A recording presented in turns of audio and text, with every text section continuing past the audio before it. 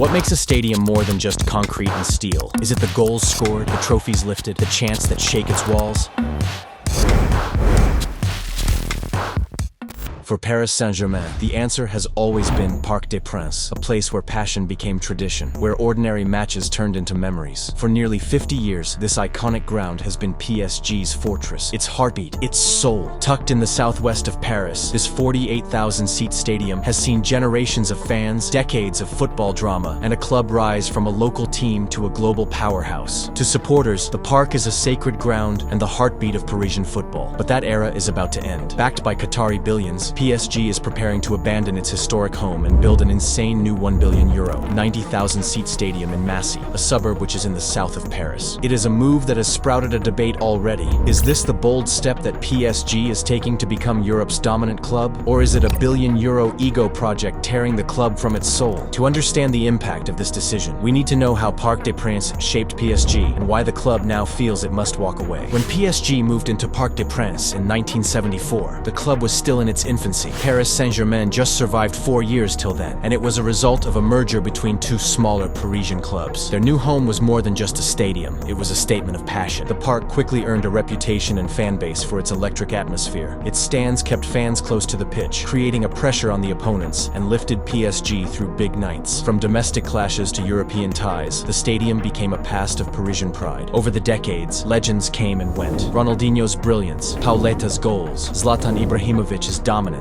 Parcas has witnessed all of it. It was not just about players, though. For supporters, the park became a ritual. Through songs, those flares, and of course the relentless energy, made the ground the spiritual core of PSG. But cracks began to show in this tradition when European football started to modernize. The park's 48,000 capacity pushed PSG to the periphery as compared to rivals like Barcelona, Real Madrid, and Bayern Munich, whose stadiums could welcome nearly twice as many fans. And in football's financial arms race, matchday revenue is as important as star signings, and in that game, PSG was falling short. In 2011, the course of Paris Saint Germain changed forever. Qatar Sports Investments, QSI, backed by the wealth of Qatar's sovereign fund, found their way into Paris and bought the club. Overnight, PSG went from being a proud French with big dreams to one of the richest football projects on earth. The transformation was too quick. Soon, the Parc des Princes was hosting some of the most expensive transfers in football history. Neymar arrived in 2017 for a world record €222 million, followed closely by French big shot Kylian Mbappé for €180 million.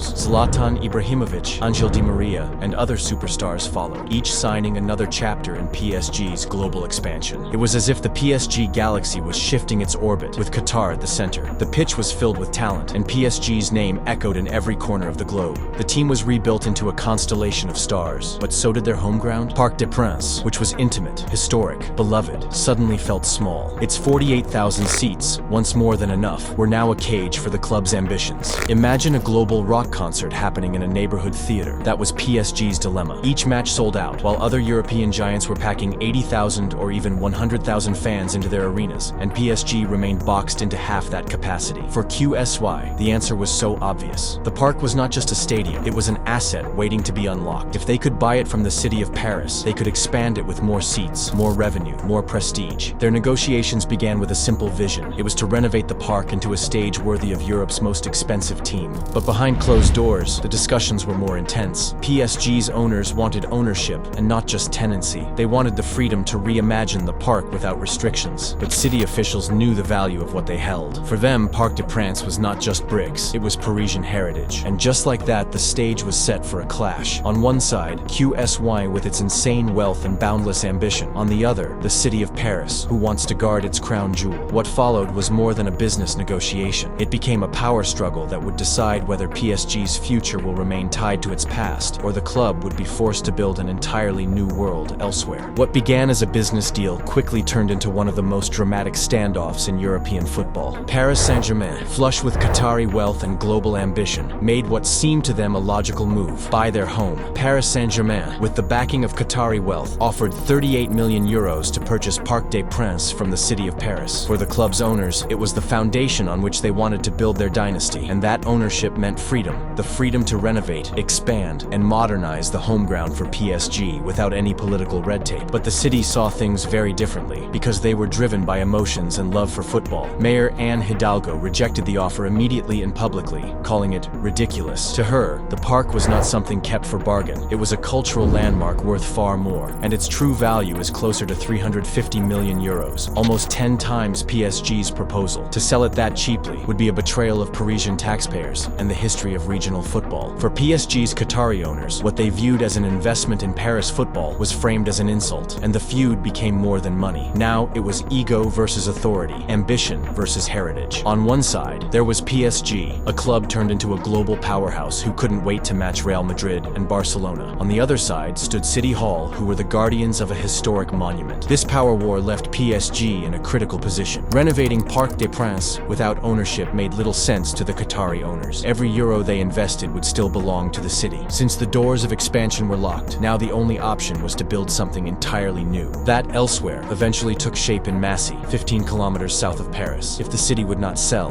then PSG would outbuild and outshine by constructing a stadium that would make Parc des Princes feel like a past. Now it was time for PSG to go bigger. That vision took root in Massy, a suburb 15 kilometers south of central Paris. To some supporters, it feels like leaving the romance of the city's heart. But to PSG's owners, Massy offered what the park never could, and that was space. Space to expand, innovate, and create not just a stadium, but a monument to modern football. The plan was just breathtaking. A 90,000-seat arena, easily the largest in France, even leaving behind Stade de France. Designed by famous firms like Populous and French architect Pierre Ferrier, the stadium promises a fusion of tradition with technology. They planned steeper stands for an electric atmosphere, smart ticketing, and AI-powered fan engagement to make match days a festival that will set new global standards. The Massy Stadium is the chance to make them real. What began as a failed negotiation has transformed into a declaration now. PSG will not be boxed in anymore. If Parc des Princes remind them of their past, Massy represents their future. A €1 billion statement that football is no longer just played, but lived. On the surface, spending €1 billion on a stadium sounds a little too much. But for PSG, it's also a strategy. Parc des Princes, with just 50,000 seats that sells out every match, yet leaves thousands of fans out. Here the math is simple. More seats gives more revenue. A 90,000 capacity fortress in Massy will easily double the matchday income with premium hospitality. But the vision stretches beyond football. The new stadium will be an entertainment hub that comes with hotels, restaurants, shops, and fan zones that will generate income all year round. Backed by QSI's sovereign wealth, PSG doesn't rely on public funds or risky loans anymore, because this project is a masterstroke. And yet, balance sheets cannot capture what is being lost. Parc des Princes is more than concrete and seats. It's PSG's cradle, the place where legends rose and traditions were born. Leaving it behind feels, to many fans, like abandoning the club's soul. This is the paradox at PSG's core. Massy represents ambition, scale, and global dominance, while Parc represents intimacy, culture, and authenticity. One looks forward, and the other holds the past. Construction is expected to finish around 2028 or 2029. Until then, PSG will remain at the park, where every match feels like both celebration and goodbye. Paris Saint Germain stands at a crossroads between history and ambition. Either way, the story of PSG will never be the same. The future of football in Paris is not just being played, it is being built. So what do you think? Is OSG really stepping into its bright future? Comment your thoughts below. Don't forget to like, share, and subscribe for more of football.